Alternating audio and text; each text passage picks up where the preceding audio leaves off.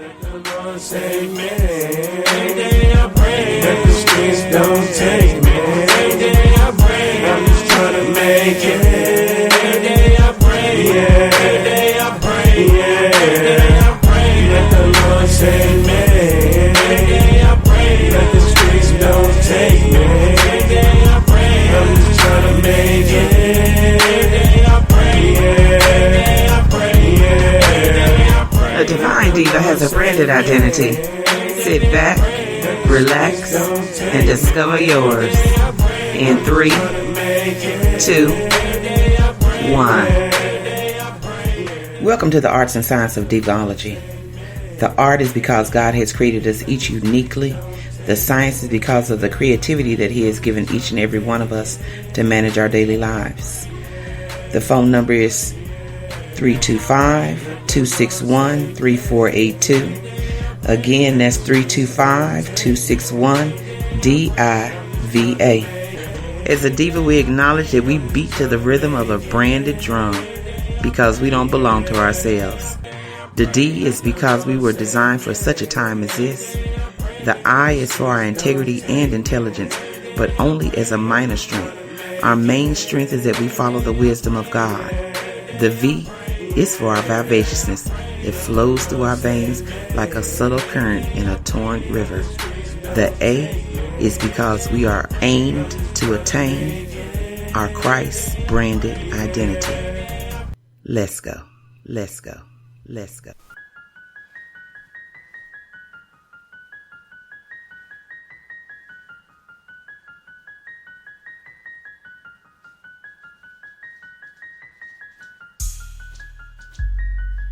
Hey divas, first I want to thank you for stopping by to hang out with me for a little while. I want to say welcome, welcome, welcome.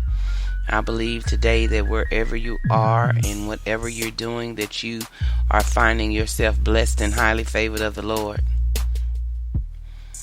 Today we are celebrating our 1-year anniversary of the podcast. I am so excited and humbled all at the same time.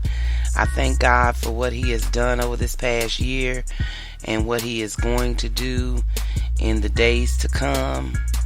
And I want to thank you for taking this journey with me. And divas, it has been a journey. So today, I wanted to come by just for a little bit and talk to you about Neosporin Bandages. And what this is referring to in this topic is just the pains and the little injuries that we sustain during our life. And how a lot of us have almost become addicted to the aspect of pain that we wear our pain. Things from our childhood that we have just carried with us through the years and still dealing with, wearing it on our shoulder, our neck, some part of our body, so much to the fact that most of us are walking around. I ain't gonna say most of us, I'm gonna say some of us are walking around looking like a dressed up mummy. Every time we sustain the injury, we put a little Neosporin on it, a thin layer, and then we put a bandage over it. And when you was 3, you got another little nick on your nose and you put some Neosporin bandage over here. Now, today you're 30, 35, 42, 61, and you're still wearing those same bandages from your childhood. And a lot of y'all might sit there and say, no, I ain't. I dealt with that. It's reflected in your actions. Your sarcasm on certain topics is just a mask for the bitterness from the pain that you deal with. In some cases, you found yourself being isolated, not because you don't want friends. It's because people don't want to be around you because of the negativity that you put off.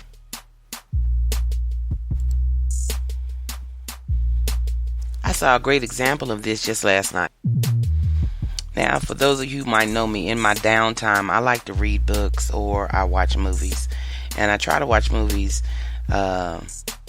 that I have not seen before. And then I have my repeats, those movies that I just enjoy and I watch them over and over again. Last night, I spent some time and I watched Surviving Compton, the Nichelle story. And in that story that she told of herself, it was not to slam anybody, but what I walked away with is that she had a learned behavior. She was taught to live a certain way or to accept a pain in her life, and she spent most of her life walking in the way that she had been taught. And through all these hurts and pains, she kept doing the same thing but expected a different result. And in the end, the result ended up being the same until she finally dealt with herself. That is the one thing that we do that depicts that we have not taken off our band-aids. We keep doing the same thing. It might be different people involved. Let me put it to you like this. Relationships. So in your life, let's say you've already had 2 relationships and you're progressing into another. Now, the first 2 you have deemed to be the same person and that you just made some bad choices.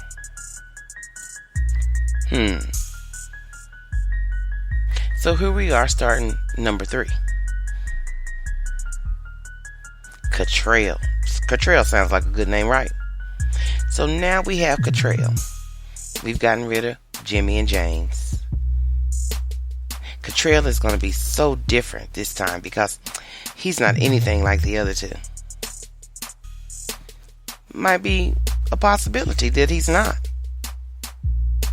But where have you changed? You still got on all these old bandages. Places that want to heal, but you haven't allowed them to. Because you're scared to give them some air. Because you think somebody might see your scar. Or you think your scar is going to be oozing all over the place. Let me help you out. As long as you're wearing that band-aid, the pain of that affliction is oozing all out and poisoning the people around you. If you're going to go into this new relationship with the exact same as you had in the prior 2, you'll have the same result. You'll eventually find yourself by yourself. And what do? Put on another band-aid with your little thin layer of Neosporin. Well, divas, it's time to derobe ourselves. Now, I mean that figuratively. I don't need y'all walking around naked. Talking about Miss Carla said it's okay to walk around naked. No. It's time to start taking those bandages off, though. Let some sunlight come in and hit them. Now, I know I use the example of relationships, but this applies to just for our everyday life. In our relationships at work, at home, in the community. Really just how we love ourselves. And if we're not loving ourselves, how can we effectively love another? That includes our children. Authentically, I think we love only to the depth of our understanding of love. And I think our depth of understanding is going to be based off of what we have experienced. So when we're being told to love our neighbor as we do ourselves, that creates the problem right there, because a lot of people don't love themselves. Only to the place of hurt and pain do they love. That's what's got to be broken.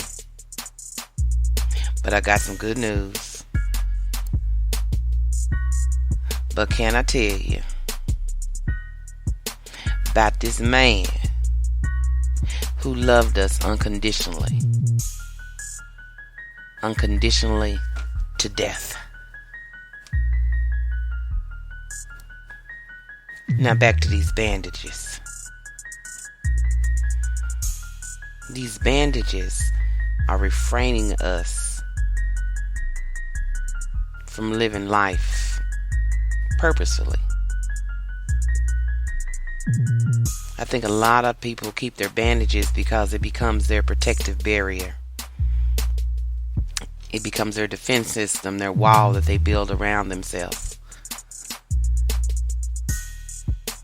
I'm here to tell you, we have to allow ourselves to be vulnerable to a certain degree. I do believe in boundaries, but we have to let ourselves be vulnerable.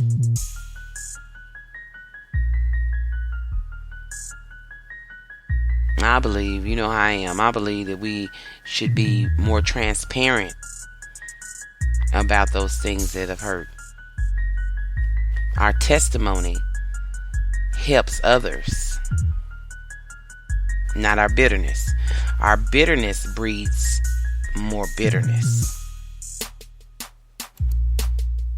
And while I'm out here so deep, I'm going to go ahead and say I believe that bitterness is the root of a lot of ailments that are going on in the world. A lot of hatred, a lot of anger. I do believe those things stem from a root of bitterness. And divas, I don't want that for you. Uncover the bandages. Wipe the Neosporin off your face. Let healing come forth.